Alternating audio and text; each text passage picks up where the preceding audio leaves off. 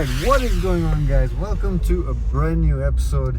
In this week's episode, we're actually marking 2 years since I bought the Land Cruiser 80 series, and just wanted to take you through everything that I've been through with this vehicle, how much it's costed, what we've replaced.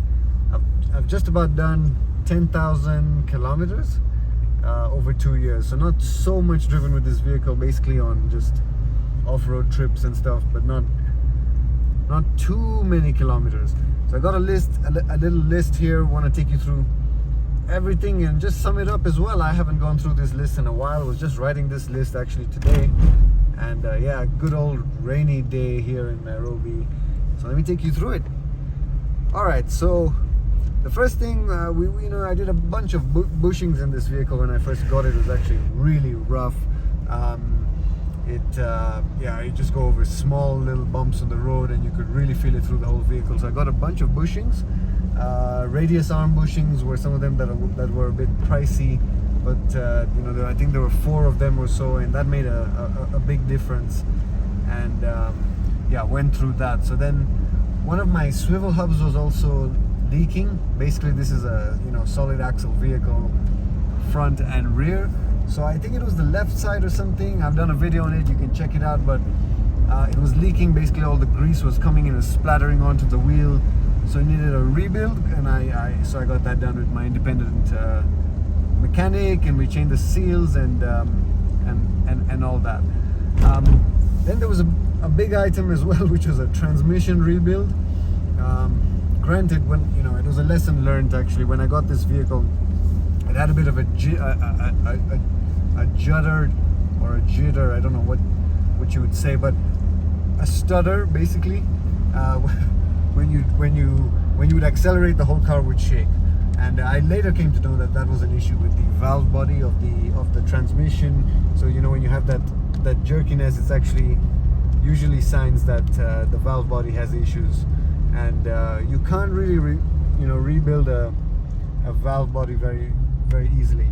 But I actually ended up getting a reconditioned valve body, torque converter, and then a good old transmission rebuild kit, and went through that whole process, and did a whole series as well, so you can check those videos out as well. Transmission rebuild was obviously a big one. Costed me about $2,000 or $2,500 or so at the time.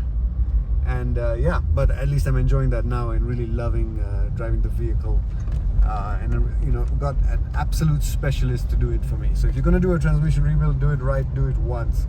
But apart from that, of course, we had small items. Replaced the wipers. I replaced these rain guards, because when we bought the vehicle, if you see the first videos of when I bought this vehicle, the rain guards were all broken and stuff. So cosmetic things, I got them done. Headlights, tail lights. Got the car fully repainted, which that also was about $1,000 or so.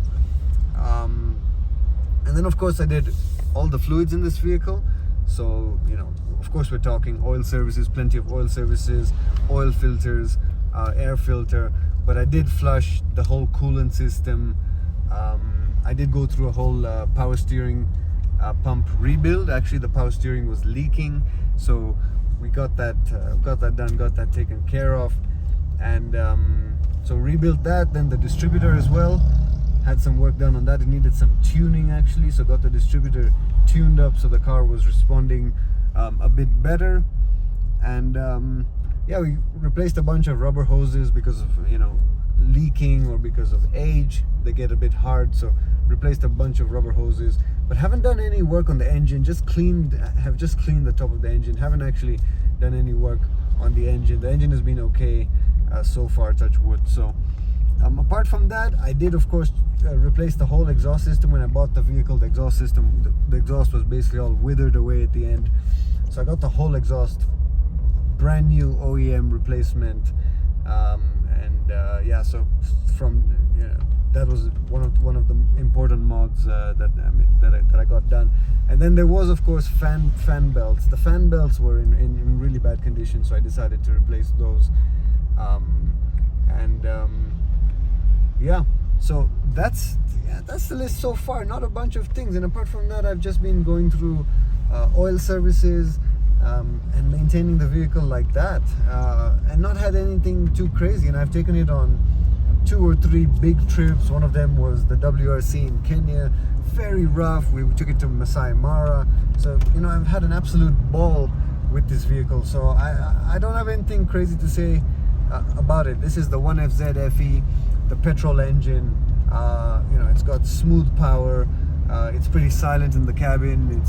It's pretty refined for this age of a vehicle. And yeah, not a bunch of stuff for getting into an 80 series, and at least I don't have to deal with like injectors or any other crazy stuff on diesel engines. And the fuel economy is fine for the kind of maintenance I've put in and the money I've put in. I'm really happy with this vehicle, and actually I turn to this vehicle a lot. I pick up the keys whenever I want to drive. It's usually this vehicle's keys that I pick up, so I don't really know the reason for that, but it's one of those vehicles that's really enjoyable, really different. It's got big wheels on it, and it feels really nice and off-roady, and there's just something beautiful about these older vehicles. So 2 years, 10,000 kilometers. The vehicle is just going over about 211,000 kilometers, and here's to many more good old kilometers in this vehicle.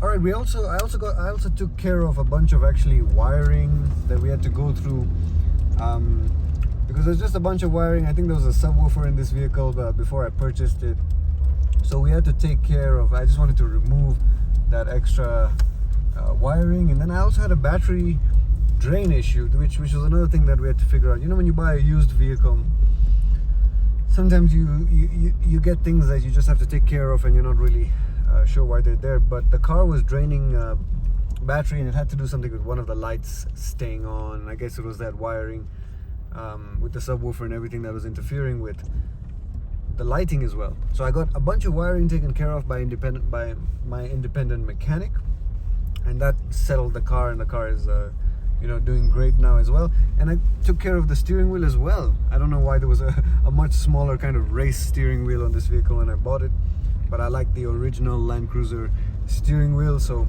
I got that from as a used part, and I've been very happy with it. And then of course I changed the horn as well. I don't like the Toyota horns at all. I like that horn that has that actually the European horns, that different kind of sound. So I usually change all the horns on all my vehicles, and we did the same on this. Yeah, so apart from that, and got 2 tires on this vehicle. So basically replaced 2 tires, because when we bought it, it had BF Goodrich in the front and something else at the back. But the BF Goodrich was very worn out, so replaced the 2 front tires. Now we got 4 mud terrain tires, and yeah, that's it.